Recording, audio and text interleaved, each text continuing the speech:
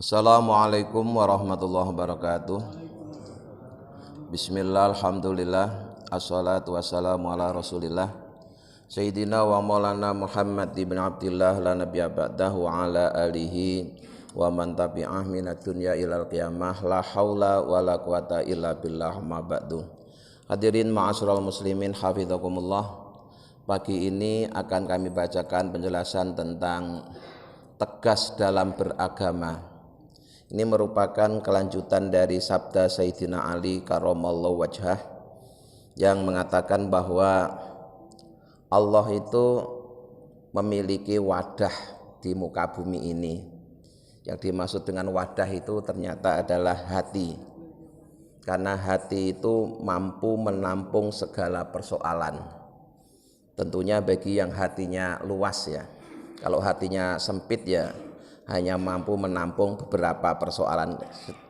Tapi kalau hatinya luas itu banyak persoalan bisa ditampung di dalam hati. Kemudian kata Sayyidina Ali, hati yang terbaik itu yang pertama yang bening. Nah, ternyata dalam penjelasannya yang dimaksud dengan bening ini adalah hati yang yakin. Yakin itu bahasa Arab yang sudah menjadi bahasa Indonesia, maknanya adalah kepercayaan yang sudah menetap, yang sudah stabil, percaya yang sudah tidak tergoyahkan, itu namanya yakin. Atau dengan kata lain telah mutmainnah, telah tumakninah. Dan ini sebagaimana pengalaman Nabi Ibrahim alaihissalam, seorang nabi papan atas, ulul azmi. Nabi Ibrahim itu tentunya percaya kalau Allah itu mampu menghidupkan makhluknya yang mati. Tapi Nabi Ibrahim pernah bertanya kepada Allah bagaimana caranya. Maka kemudian ketika Nabi Ibrahim mempertanyakan caranya menghidupkan orang mati, Allah bertanya, apa kamu tidak yakin? Apa kamu tidak iman? Gitu pertanyaannya. Kata Nabi Ibrahim, kami sudah beriman, cuma biar tambah yakin. Ya, biar tambah yakin, lihat ma'inna qalbi.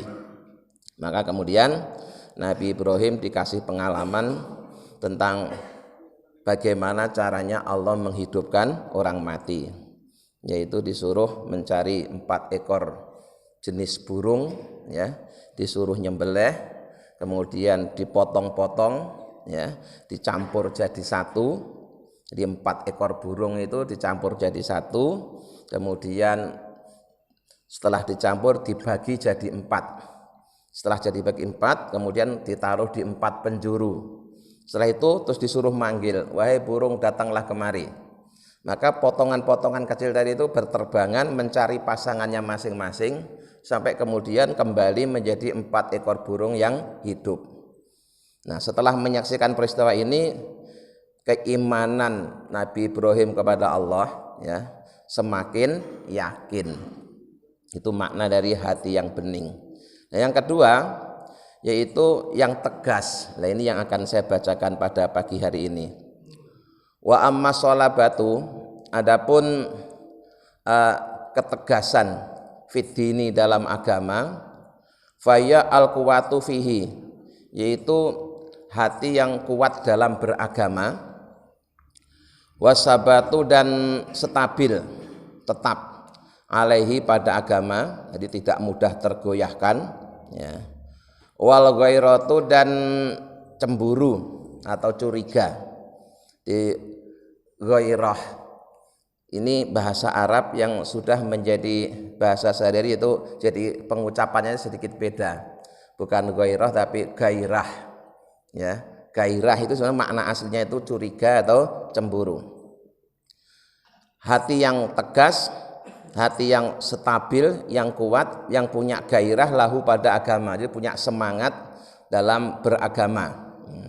Di beragamanya tidak hanya asal-asalan tapi benar-benar semangat. Hatta yakula, sehingga dia berani mengucapkan al-haqqo, kebenaran, wa in kana, walaupun dampaknya itu murron, pahit. Ya, jadi karena hatinya telah mantap, kuat, ya, punya gairah membela agama, sehingga dia berani mengucapkan yang benar walaupun resikonya pahit. Nah, Tentu saja hati itu akan kuat, tegas dan stabil jika didukung dengan ilmu. Ya. Sekali lagi beragama itu tidak cukup hanya modal semangat, tapi harus dengan ilmu. Karena tanpa ilmu nanti akan mudah dipatahkan, ya. Keras itu kalau tidak disertai ilmu akan mudah dipatahkan. Maka seseorang harus punya ilmu yang cukup sehingga dia tahu kapan harus keras, kapan harus lentur. Ya. Ketika dia hanya mengandalkan kelenturan nanti akan dipermainkan. Tapi dia harus juga tegas. Tapi kalau hanya tegas, keras, tidak punya kelenturan juga akan mudah dipatahkan. Nah itu semuanya akan menjadi baik kalau didukung dengan ilmu. Jadi orang yang beragama tanpa ilmu, yang hanya modal semangat itu hanya mudah diombang-ambingkan, ya. Kayak tukang demo bayaran itu, tergantung siapa yang bayar dia berani teriak-teriak itu. Karena tanpa didasari ilmu. Maka sekali lagi salah satu kewajiban kita adalah menuntut ilmu, ya. Dan menuntut ilmu ini kewajiban yang tidak terbatas. Sebelum orang wajib sholat sudah wajib cari ilmu, sampai ketika sudah mati pun nanti di alam barzah itu ada proses cari ilmu, ya. Jadi ketika seorang hatinya mantap, teguh pendirian, kuat, maka dia akan berani mengucapkan kebenaran walaupun dampaknya pahit. Wala yakhafu dan tidak takut fillahi dalam membela Allah, tidak takut laumata laim, celaan orang-orang yang mencela. Istilah bahasa sekarang nggak peduli dengan orang-orang yang nyinyir. Ya. Sekarang kan tren tuh bahasa nyinyir itu. Apa aja dinyinyirin. Ya. Kalau bahasa Jawanya tukang maido. Ya. Nanti tukang maido itu kalau mati berangkat sendiri, tidak usah diantar. Karena apa aja dicela. Sekarang kita suka terbawa-bawa. Ya. Apa aja bahasa kerennya tuh dikritisi. Padahal ujung-ujungnya ya cuma maido, ya, mencela, nyinyir. Nah ini bagi orang yang hatinya kokoh, kuat, dia tidak akan peduli apa yang dikatakan orang, dia tidak peduli dengan nyinyirnya seseorang. Wa bidzalika dan dengan yang demikian itu wasofa telah mensifati sapa Allah ahibba'ahu pada kekasihnya. Orang-orang yang dicintai Allah itu oleh Allah disifati dengan sifat tegas dalam beragama. Fi qawlihi dalam firman Allah Ta'ala, yujahiduna fi sabilillah. Yujahiduna mereka berjuang, bersungguh-sungguh fi sabilillah dalam membela agama Allah. Wala yakhafuna dan mereka tidak takut laumata laim, nyinyiran orang-orang yang tukang nyinyir. Al-ayah lanjutkan ayat tersebut. Walati dan ayat qablaha sebelumnya. Wa bidzalika dan dengan tegas dalam agama pula wasofa telah mensifati sapa Rasulullah sallallahu alaihi wasallam Umar bin Al-Khattab pada sahabatnya yang bernama Umar bin Khattab. Jadi sahabat Nabi itu masing-masing punya karakter yang mulia tapi beda, ya. Kemuliaan Abu Bakar beda dengan kemuliaan Umar. Nanti kemuliaan Umar juga beda dengan kemuliaan Utsman, Sayyidina Ali dan sahabat-sahabat yang lain. Semuanya itu orang-orang yang mulia, orang-orang yang hebat, tapi punya sifat yang menonjol. Nah, sifat yang menonjol yang ada pada sahabat Umar bin Khattab itu terkenal tegas, ya, tegas, kuat. Ya. Faqala, maka Nabi bersabda tentang sifat Umar bin Khattab itu, fihi aqwakum. Di dalam Umar bin Khattab itu terdapat sifat yang paling kuat di antara kalian. Fi dinillahi dalam membela agama Allah, ya. Jadi aqwakum fi dinillah Umaru, ya. Orang yang paling kuat di antara kalian dalam membela agama Allah itu adalah sahabat Umar. Karena memang Umar ini orang yang fisiknya pun juga kuat. Dia mantan preman, ya. Di dalam sejarahnya Umar bin Khattab itu sebelum masuk Islam dia seorang preman di pasar Uqad. Dia seorang petarung, ya, seorang petarung. Jadi kalau berantem nggak pernah kalah, ya, ngelawan siapa aja pasti menang, karena memang fisiknya juga sangat kuat. Nah, ketika itu Rasulullah baru ditemani oleh orang-orang yang lemah secara fisik maksudnya, karena yang masuk Islam di angkatan pertama itu kan rata-rata ya orang-orang yang secara fisik lemah dari para budak. Ya, ada yang kaya kayak Abu Bakar itu ada kaya, tapi Abu Bakar secara fisik lemah. Nah, maka Nabi Muhammad ketika melihat Umar bin Khattab yang selalu menang dalam setiap pertarungan, itu bermohon kepada Allah agar Islam ini dimuliakan dengan Umar. Akhirnya dikabulkan oleh Allah. Kemudian suatu saat Umar itu masuk Islam, ya, karena dia mantan preman, ya. Begitu dia masuk Islam, apa yang tugas dia ya berdakwah di lingkungan preman, gitu. Jadi Nabi akan menugaskan seorang sesuai dengan keahliannya. Kalau dia preman, begitu masuk Islam disuruh dakwah berhadapan dengan para preman, itu efektif. Enggak seperti orang sekarang baru masuk Islam langsung ceramah di depan kiai, depan santri, padahal dia baru masuk Islam. Itu enggak tepat itu, ya. Harusnya para mu'alaf yang baru masuk Islam itu kalau dia punya keahlian ceramah, jangan diceramah di hadapan orang-orang yang sudah lama masuk Islam. Suruh aja ceramah di komunitas mereka, ya, supaya pas. Mantan preman masuk Islam langsung diceramah di depan santri pesantren, ya enggak pas itu sebenarnya. Umar bin Khattab dulu begitu masuk Islam, dia apa yang dilakukan? Menemui para pembesar kafir Quraisy, ya, menginformasikan bahwa dia telah masuk Islam, ya, telah menjadi pembelanya Rasulullah. Jadi kalau kamu nggak terima nanti hadapannya sama saya, gitu. Jadi nemui Abu Jahal, nemui tokoh-tokoh kafir Quraisy itu Umar bin Khattab, ya. Qauluhul haqqu, apa yang diucapkan oleh Umar bin Khattab itu satu kebenaran. Bahkan sering ide-idenya itu kemudian didukung oleh Allah. Ya, Umar punya ide apa gitu, kemudian didukung oleh Allah dengan menurunkan wahyu. Itu sering terjadi seperti itu, ya. Wa ma lahu finnasi min shodiqin, dan Umar tidak memiliki teman yang sepadan di lingkungan manusia. Jadi dengan kata lain tidak ada yang bisa mirip dengan Umar bin Khattab, itu tidak ada.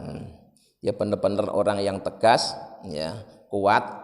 Tidak hanya kuat secara rohani, tapi juga kuat secara jasmani, sehingga dakwahnya sangat efektif. Karena jika selama ini Rasulullah hanya ditemani orang-orang yang lemah secara fisik, dengan masuknya Umar bin Khattab menjadi kuat secara fisik, sehingga berani berhadapan secara langsung dengan para pembesar-pembesar kafir Quraisy. Wa qad kana radhiyallahu anhu, dan sungguh keberadaan Umar bin Khattab itu min aslabil mukminin, termasuk orang yang paling kuat, orang mukmin yang paling kuat fi dinillahi, dalam membela agama Allah. Wa asaddihim, dan orang yang paling teguh ahdan, mengambil atau mengamalkan bihi, dengan agama Allah. Fi nafsihi, baik dalam dirinya, wa fi haqqi ghairihi, dan pada haknya yang lain. Jadi Umar bin Khattab dalam mengamalkan agama, dalam mentaati hukum-hukum agama itu sangat ketat, sangat disiplin, baik untuk dirinya sendiri maupun untuk orang lain. Hatta sorotil amsalu, sehingga banyak contoh-contoh, ya, tutrabu, yang dijadikan teladan bihi, dengan Umar, fi adli, dalam adilnya. Jadi dalam sejarah banyak contoh-contoh tentang keadilan Sayyidina Umar bin Khattab ini. Walaupun saudara sendiri, bahkan walaupun anak sendiri, jika memang salah, dia tidak segan-segan untuk menghukumnya. Wa amrihi, dan dalam memerintahkan bil ma'rufi, dengan yang ma'ruf, wa nahyihi, dan mencegah anil munkari, dari perbuatan munkar. Jadi banyak sekali dalam hal keadilan, amar ma'ruf nahi munkar, itu contoh-contoh teladan-teladan dari sahabat Umar bin Khattab. Wa qiyamihi bil haq, dan dalam menegakkan kebenaran. Alal qoribi, kepada orang yang dekat, wal ba'idi, dan orang yang jauh. Kalau menegakkan kebenaran kepada orang yang jauh mungkin masih gampang, tapi kepada orang yang dekat itu kadang malah sulit. Radhiyallahu anhu, semoga Allah selalu meridhoinya. Wa an ashabi Rasulillah sallallahu alaihi wasallam, dan juga ketika menegakkan kebenaran pada sahabat-sahabat Rasulullah sallallahu alaihi wasallam ajma'ina, semuanya. Itu teladan-teladan yang diambil dari Sayyidina Umar bin Khattab. Jadi ulama juga harus ada yang berkarakter seperti karakternya Umar bin Khattab. Jangan semuanya seperti Abu Bakar, harus ada yang seperti Umar bin Khattab. Jadi harus ada yang keras supaya seimbang. Jadi kalau lentur semua ya nanti dipermainkan, tapi kalau keras semua mudah dipatahkan. Jadi harus ada yang keras, ada yang lentur. Tahu kapan saatnya keras, tahu kapan saatnya lentur. Nah itu semuanya strategi berdakwah. Ya, dia harus didukung dengan ilmu supaya tahu. Tidak hanya gerudak-geruduk ngikuti arah angin. Wa amar riqatu, berikutnya kata Sayyidina Ali yang ketiga, hati yang terbaik itu hati yang tipis. Makna tipis itu apa? Ar-marriqatu, adapun maknanya tipisnya hati alal mukminin, atas orang-orang beriman, fa ayyakuna rahiman, maka maknanya adalah hati yang memiliki sifat belas kasihan bihim, terhadap orang mukmin. Jadi hati yang tipis itu maknanya kata lain dari orang yang penyayang.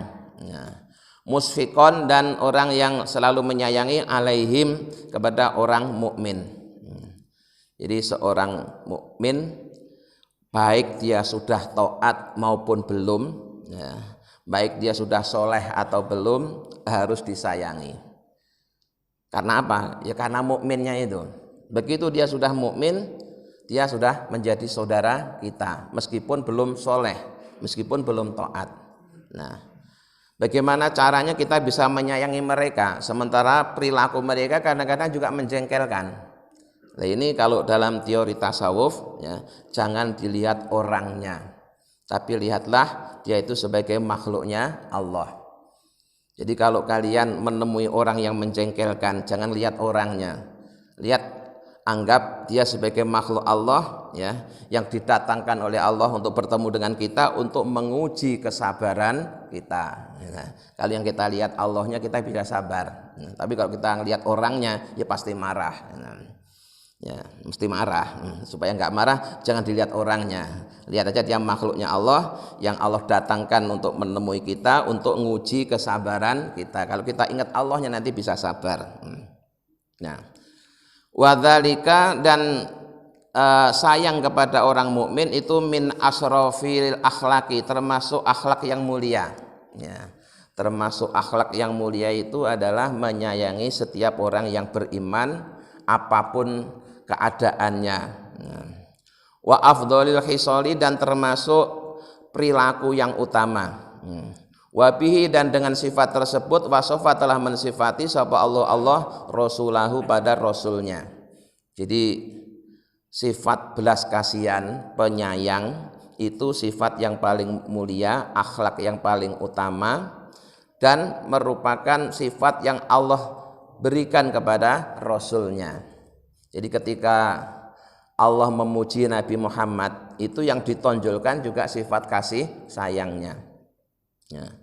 Faqala, kemudian Allah berfirman, laqad ja'akum rasulun min anfusikum azizun 'alaihi ma'anitum harisun 'alaikum bil mu'minina raufur rahim. Ini akhir surah Taubat. Laqad ja'akum, sungguh benar-benar telah datang pada kalian, rasulun, seorang utusan. Yang utusan itu min anfusikum, dari jenis kalian. Artinya rasul yang Allah angkat itu adalah dari jenis manusia, ya, bukan dari jenis jin atau malaikat. Di Allah itu maha bijaksana. Kita sebagai manusia disuruh niru manusia, itu hal yang wajar. Coba seandainya Allah dulu ngangkat seorang rasul bukan min anfusikum tapi minal jinni, kita disuruh ngikuti jin misalkan, repot kan, nganunya beda. Makanya kita bersyukur manusia disuruh niru manusia. Atau misalkan Allah ngangkat rasul seorang malaikat, ya kita juga nggak bisa niru, dia malaikat kita manusia.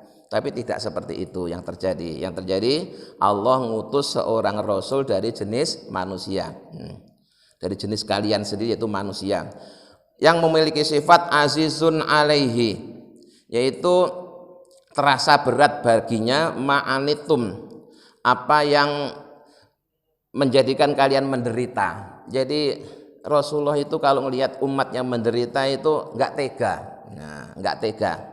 nggak tega melihat penderitaan umatnya. Maka Rasulullah sangat sayang kepada umatnya. Rasulullah itu walaupun nanti masuk surganya paling duluan, tapi beliau baru mau menikmati surga setelah semua umatnya masuk surga. Jadi Rasulullah nggak mau langsung masuk, nunggu di depan pintu surga. Termasuk nunggu umatnya dari Masjid Al-Furqan. Kalau semuanya udah masuk baru Rasulullah mau masuk, saking sayangnya sama umatnya. Nggak tega, nggak rela kalau ada satu umatnya yang masuk neraka. Harisun alaikum, yang sangat dermawan kepada kalian, bil mukmina terhadap orang-orang yang beriman, raufun yang punya rasa belas kasihan, rohimun dan juga punya belas kasih. Jadi raufun rohimun ini dua kata yang maknanya mirip, sering kita terjemahkan dengan kasih sayang. Di Rasulullah sifatnya yang paling menonjol adalah sangat penyayang terhadap semua umatnya. Nah, maka dari itu tugas berdakwah itu tidak hanya dilakukan di tempat-tempat yang terang saja, tapi juga harus ada yang bertugas dakwah di tempat-tempat yang remang-remang, bahkan tempat yang gelap. Karena ternyata di tempat yang remang-remang, di tempat yang gelap, di sana juga ada umatnya Rasulullah. Ya, di sana juga ada umatnya Rasulullah. Apalagi Indonesia yang mayoritas Muslim ini, Pak. Ya, itu di mana-mana orang Islam. Ya, malingnya ya orang Islam, pemabuknya ya orang Islam, ya, bahkan para wanita tunasusialanya pun juga orang Islam. Jadi harus ada yang dakwah di sana, dan dari dulu selalu ada, Pak, ya, selalu ada sejak zaman Nabi, zaman para wali sampai sekarang itu memang selalu ada, walaupun tidak banyak, ya.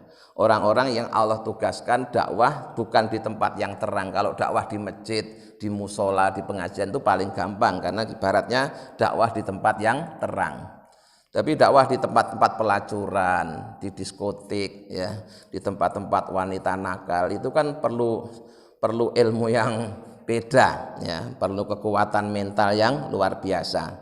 Nah, mereka juga perlu didakwahi. Kenapa? Karena di sana juga ada umatnya Nabi Muhammad. Kalau nggak percaya coba aja ke sana, tanya agamanya apa, pasti mayoritas Islam. Nah, kalau nggak pernah ada yang dakwah ke sana, selamanya mereka nggak dapat limpahan kasih sayang dari Rasulullah, kan? Padahal Rasulullah itu wa ma arsalnaka illa rahmatal lil alamin. Ya. Jadi tidaklah aku mengutus engkau kecuali untuk menebarkan kasih sayang kepada alam semesta. Jadi Rasulullah ditugaskan oleh Allah untuk menebarkan kasih sayang Allah melalui Rasulullah kepada semesta alam. Nah, termasuk yang ada di tempat-tempat yang gelap, yang ada di tempat yang remang-remang tadi. Nah. Kemudian waqala Rasulullah SAW bersabda, ar-rahimuna, orang-orang penyayang, yarhamhum. Nah, maka akan menyayangi mereka sapa ar-Rahmanu, Allah yang maha penyayang. Yarhamhum ini bisa dibaca dua macam, bisa dibaca yarhamuhum, bisa dibaca yarhamhum.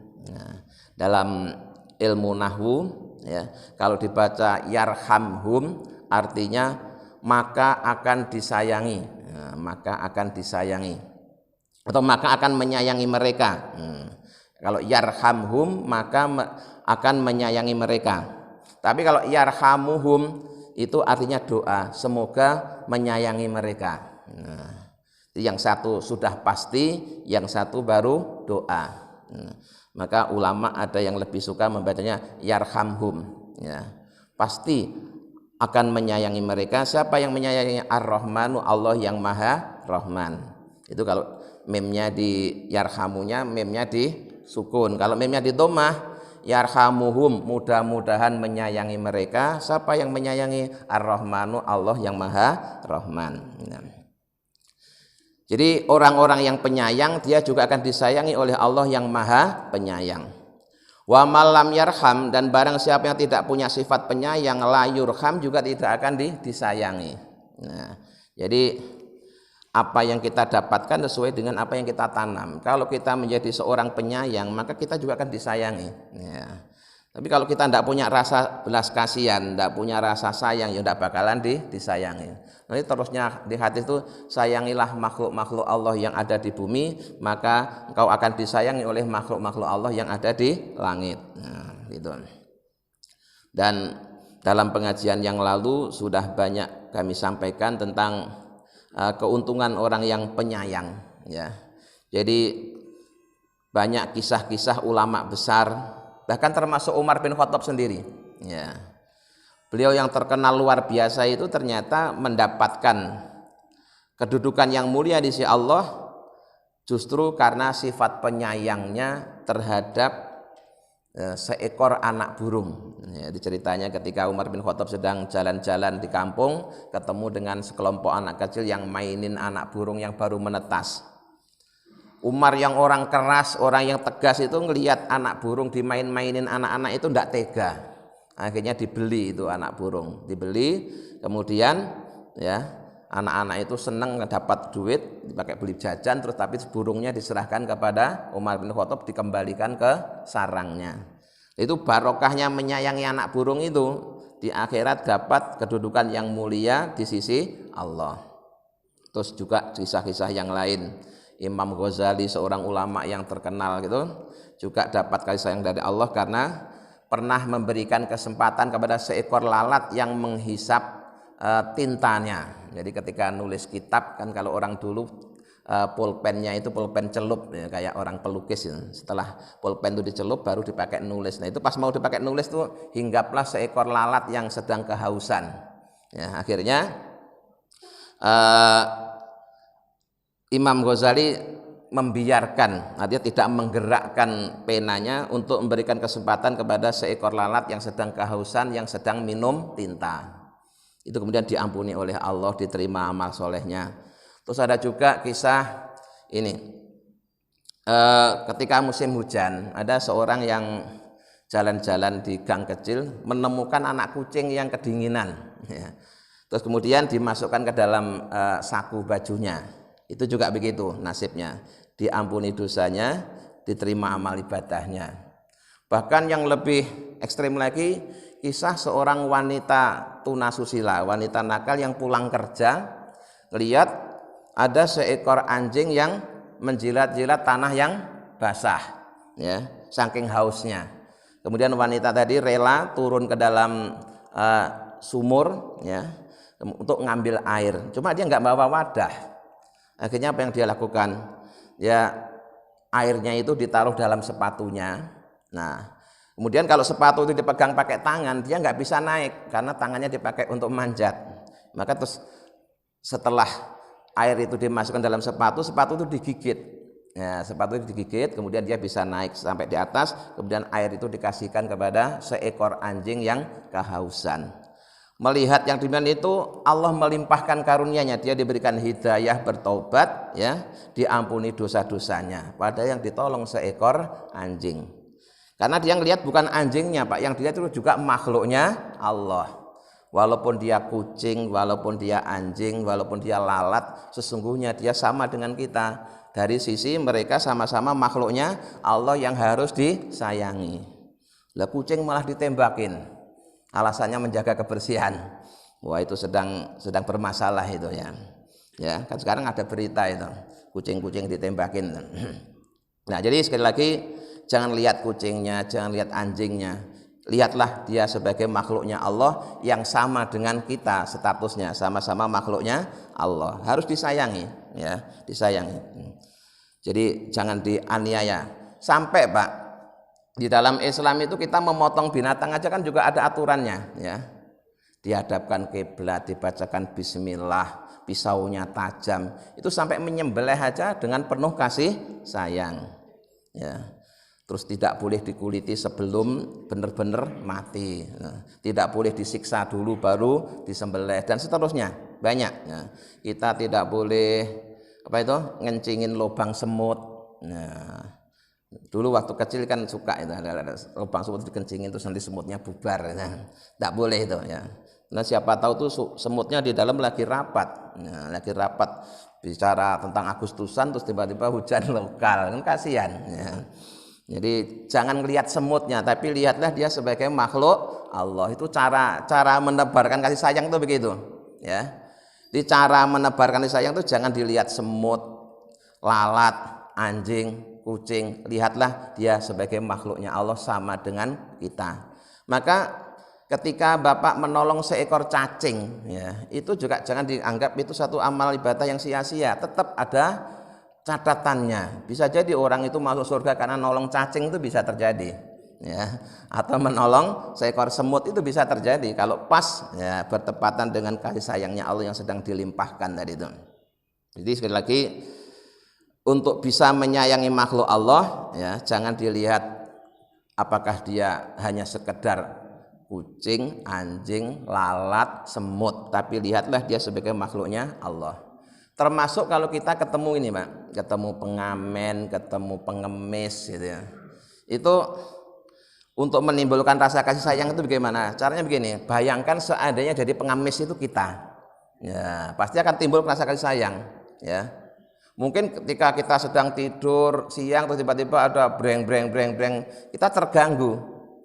Nah, enak-enak tidur kok ada pengamen lagunya nggak jelas, kita terganggu. Tapi coba sejenak berpikir seandainya yang jadi pengamen itu kita, gimana nasibnya, ya, gimana kira-kira rasanya, ya. Kalau kita selalu bisa berpikir seperti itu akan selalu timbul rasa kasih sayang.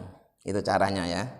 Jadi yang ada dalam diri kita adalah rasa kasih sayang, bukan kebencian, gitu. Caranya seperti itu. Bayangkan seandainya yang jadi pengemis itu adalah diri kita sendiri atau anak kita atau keluarga kita, kan bisa saja. Wong mereka itu juga menjalani takdirnya Allah. Nah kita yang sedang ditakdir lebih enak itu, ya, kalau toh tidak ngasih jangan diusir dengan kasar, ya. Tapi bilanglah dengan cara yang baik, kan tuntunannya seperti itu.